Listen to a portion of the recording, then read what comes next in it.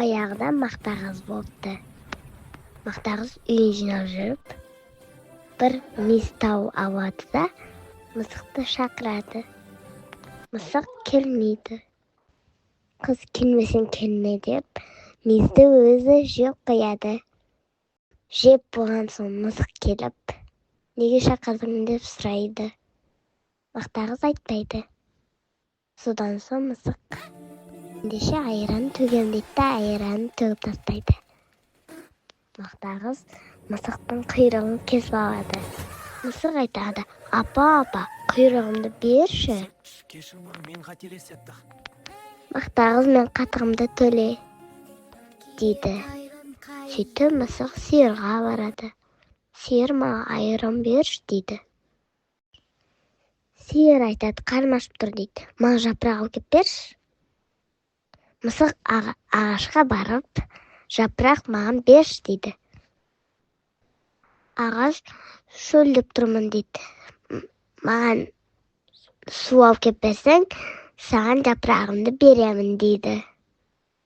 Мысық суға бара жатса, су әкеліп жатқан қыздарды көреді. Қыздар, маған су беріңдерші, дейді. Қыздар оған: сен бізге сағыз алып кеп берсең, біз саған суды береміз, дейді. Мысық дүкенге барады. Ей, дүкенші, маған сағыз берші. Дүкенші: маған жұмыртқа бер, дейді. Мысық тауыққа барып: тауық, маған жұмыртқа берші, дейді. Тауық: бізге дәм алып кеп берсең, біз саған жұмыртқа береміз, дейді. Мысық енді не істеймін деп тұрса, тышқанды көреді. Тышқаннан дәм сұрайды. Тышқан оған бір уыс дәм береді. Сөйтіп мысық алып тауыққа береді. Тауық оған